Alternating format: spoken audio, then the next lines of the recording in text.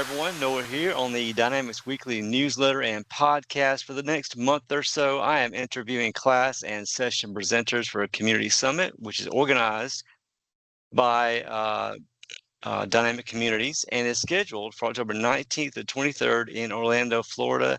And here it is, the the end of August practically. This will be here in no time at all. And today on our 57th interview, we have Mark Johnson with us. Mark, how you doing today? Really great, Noah. Thanks for having me. Yeah, glad you could join me today. So this is coming up fast on us. Have you been to Summit before?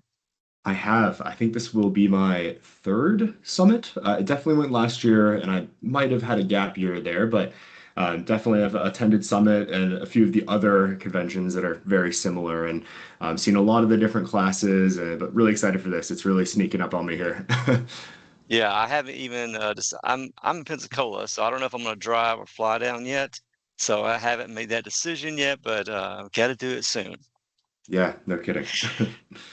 And you are with Volt Technologies, and you've got two sessions we'll talk about in just a minute. But how about we tell everybody a little bit about you and Volt Technologies? You're Director of Solutions and Strategy with them. Yeah, absolutely. So I carry a little bit of a ambiguous title here. It's always fun trying to explain exactly what it is that I do, but I get to work with a lot of our existing customers and new prospects. And a big part of my job, I kind of play between the sales and the consulting sides of our organization. I work with any of those prospects or existing customers and really understand where folks are in their Dynamics journey, right? Where are we already implemented and live on the solution? Do we actually need to go through that? What will it take for us to get live? Or maybe it's, hey, we want to add in some new functionality into BC. How do we actually do that, right? What's the plan to get there and who needs to help? And really, that's both on the customer side and on the Volt side, right? So doing a lot of that scoping and just understanding where we fit in. And how long have you been with Volt?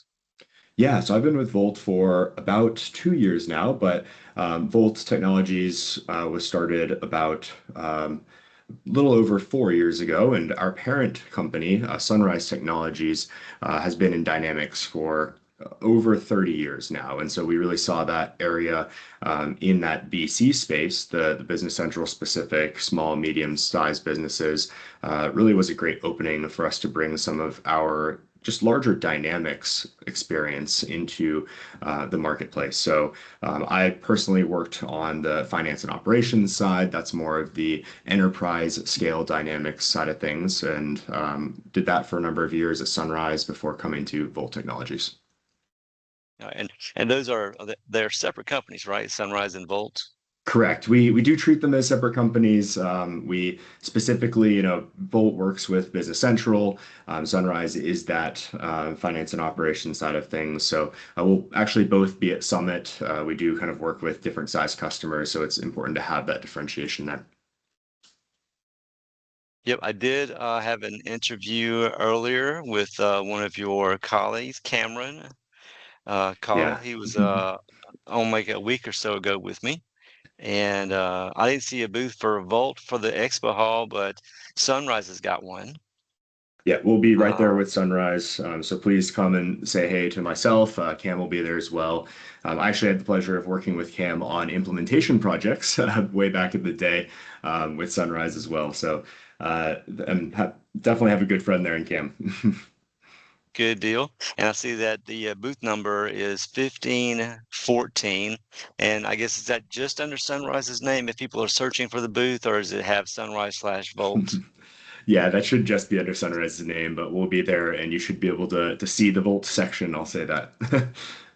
Okay, awesome. Good deal. And you have got two sessions that you are presenting on that Thursday for Summit, wrapping things up for everybody. You've got a morning one and then one at noon. So let's talk about that first one you have on Thursday morning. The title of it is Mastering Shop Floor and Business Central Manufacturing Masterclass. Are you doing that one solo or are you co-presenting? Yeah, that'll be just me, and I'll be talking through, just like the name says, right? Just that manufacturing process and what that looks like in Business Central, with BC being more of that small, medium-sized solution. There's a lot of manufacturing companies that this solution will work for. However, that shop floor experience just out of the box is not always going to be the right fit for those folks that are using those workstations directly on the shop floor. A lot of the times we've done customization. We've worked with a lot of different ISVs in the space. It really depends. Even more specifically in this one area, it really depends on the specific requirements and the specific needs, right? How do we actually go about meeting those with Business Central? And I see this is a breakout session, so it's about an hour long, just you there. When you do the session, will you be in the product a lot, or is it more of a just presentation uh, style? Yeah, for this specifically, this will be more presentation style than in the product. Just like I mentioned, this is very specific to customers and their needs. I find that when we go through this, it will be more of a, hey, if you're looking for this type of solution, you might look in these areas.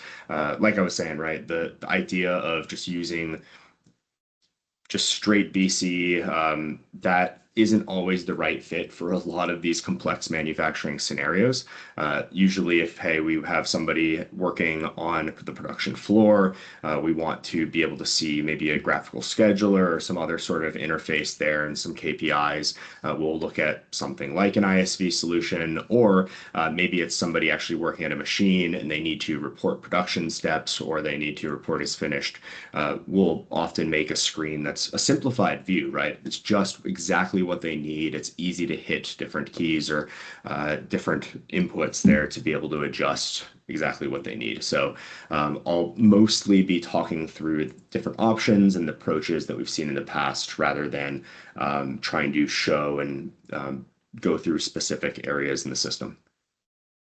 And this session that you're presenting, have you presented the session before, or is that new for you? This one is actually a new one for me. The second one we'll talk about is a topic that I have presented and spoken on quite a bit, actually, but this one is a bit of a new one. Okay, awesome. And that's tagged for primary track manufacturing, so easy for people to spot when they are looking Mhm. for what sessions they want to go to. Yeah, absolutely. So that one Yeah, this is Thursday morning. Yeah, it's definitely an area that Volt specifically, we specialize in a lot of retail distribution and manufacturing customers.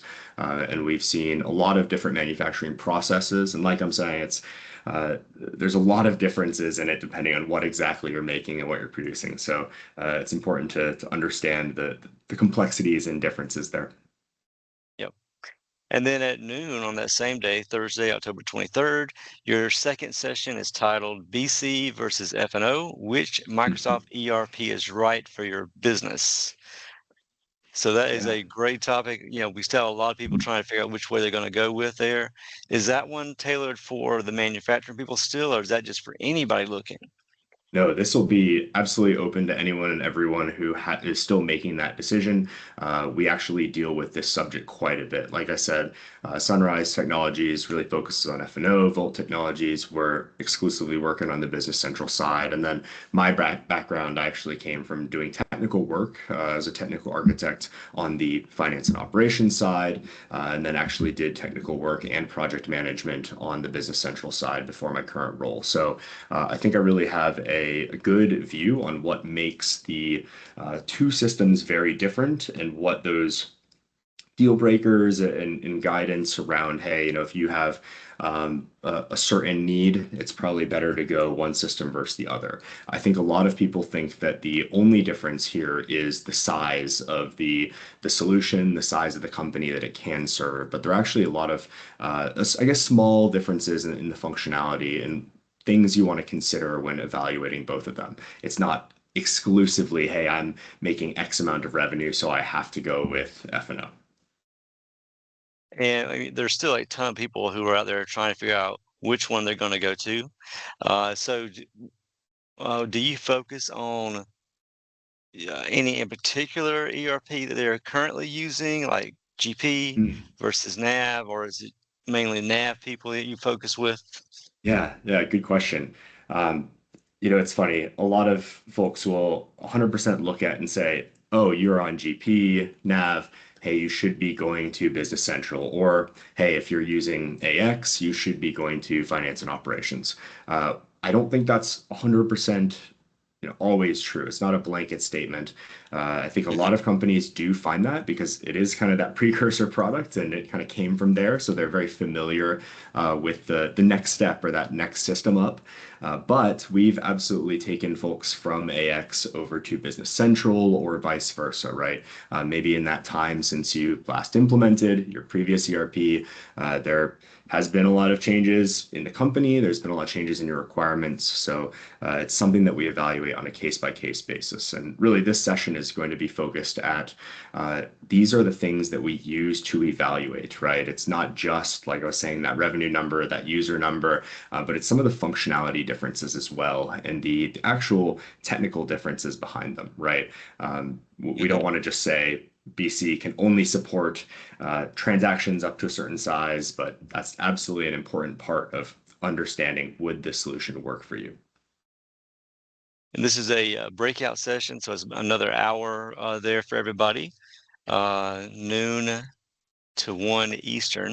Do you know what they're doing for lunch for those people around for the last day there? That is a good question. I am not 100% sure. I just saw a schedule recently here, but I'm not 100% off the top of my head. Yeah, well, you'll be one of the. I don't think they go through the sessions through the entire afternoon, so you're one of the last ones Yeah, wrapping up Summit that week. But this is a hot topic that was sure to bring a lot of interest with it. yeah, absolutely. This is one where it's going to be very specific to the user and the company who's evaluating that as well. So I do plan to have more time at the end to just have that conversation, right? Even if we're talking about one customer or company, I think it's important that other folks can kind of hear that and hear some of the thought process behind it about what we think about. And will you be there all week for this for the whole like Sunday through Thursday deal, or you just come in later in the week?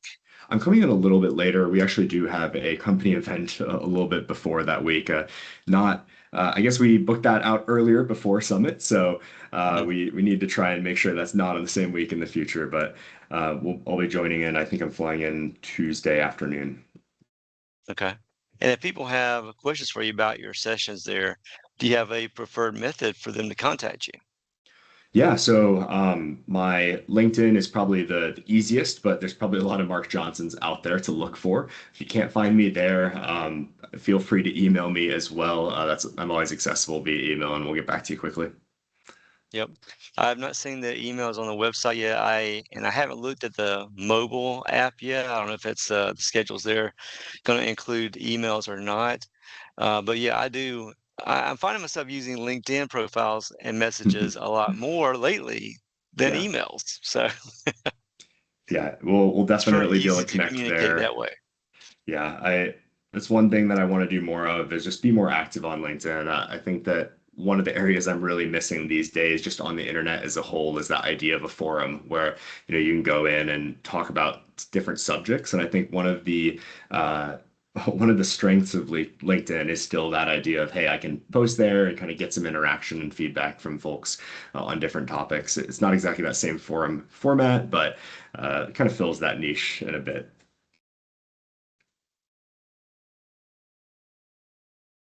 So you'll find a ready audience there whenever you get ready. Mhm. Yeah. Have you been down to Orlando before for summits? You've been to a couple of summits, but I don't know about Orlando's. I think this is the third time they've had it at Orlando. Yeah, I want to see. Orlando was 2 years ago, essentially. Was it two? Okay. I believe so. I have been down to Orlando for, I believe it was Summit in the past, Yep. and usually a fun time. It's always nice and warm and easy to get around. It is. It's a big complex where they have this at the Gaylord Resort, but really well done, well laid out venue. The hotel's up front. You got the covered sky bridge that goes to the convention hall in the back with multiple levels. And Dynamic Communities does a awesome job, helping everybody find their way around, mapping out where everything is, trying to help them through that week. So they're really pros at organizing these events. Yeah, they've always been really set up well, and they have enough folks around directing you if you need help. It's definitely always amazed with the conference floor as well as all these breakout sessions and trying to find the right room if you're interested in a certain subject. But that mobile app and then all the folks around are always super helpful. Definitely. And a quick tip for everybody who's going down to Summit. Uh, if you look at the website, SummitNA.com, all the sessions are listed there by the presenters, the different topics, the locations for the rooms, and dates and times. But what I love is that they've got a button on the right of that window that says add to my show planner, which is really great for everybody to help scope out what sessions they want to be sure to catch, because there are so many sessions. People are flying in from all over the world, hundreds of presenters doing hundreds of sessions for this conference. There's no way you can wait until that week to figure out what you want to see. So start now. Start looking and deciding and adding it to your show planner. Yeah, and I promise you there will be some sessions that are overlapping in times. That's the unfortunate reality of having this many folks speaking and everything. But there will be some sessions, I think it was about a fourth of the sessions that ended up being recorded, and you can view later. So you'll find those tagged as recorded sessions. That way you'll know, hey, if I miss it, I can go and see that afterwards as well. So just wanted to point that out. Definitely recorded sessions, really handy for all those people who couldn't make everything they wanted to attend while they're there. Yeah, and I'll add that as a note. If you aren't able to make it to my sessions, especially this one in the afternoon on Thursday, don't know when everybody's flying out or everything, but I'm always happy to provide the deck and send that over, and then even communicate afterwards if there's any specific questions or anything that I can help with. Awesome. Well, I am looking forward to the trip. I'm sure you are as well, and everybody else too. Yeah, definitely. We October will be here in no time, everybody. So I hope everybody's got their travel plans, unlike me, situated. Mark, you've already got yours taken care of. I've got flights and I still need to get to the hotel. That was my reminder. Actually, today popped up that I'm behind in getting that booked. Okay. Well, hey, thanks for joining me today. It is always great to share the audience news about upcoming events like Summit. Anything else you want to add before we wrap up today's call? No, I don't think so. I just definitely want to emphasize take advantage of all the sessions. I think there's a lot of good information being shared out to a lot of different topics and intended audiences, right? Try to find the ones that really speak to you and that you can benefit from, and you'll get a lot out of the trip. And always really make sure that you're making the effort to do a lot of networking. I've made a lot of connections at Summit and some of these other conferences where it really comes back, hey, 3 years later, we'll see each other again and kind of have another conversation. Or I've Yes, really got a lot of benefit from some of those, just even, hey, grabbing a coffee and chatting with somebody. And those are some of my favorite parts of the show. I agree. Networking is a huge part of these conferences. It's always great to associate a real person, a real face with a email address or a LinkedIn profile. Yes. Yeah, definitely. Nowadays, especially when we're doing a lot of remote work and we're able to, very thankful that we're able to do so, but in person is always fantastic. Definitely. All right, Mark. Well, thank you so much joining us all today, and I look forward to meeting you down in Orlando. I'll be there the whole week, so I'll look you up while I'm there. And I encourage everybody else to meet Mark in person if you get a chance to. Just attend the sessions or see him in the expo hall booth or the Yeah, hallways. Say hello, introduce absolutely. yourself. Please do. Thank you, Noah. Thank you, Mark. Have a good one. You too.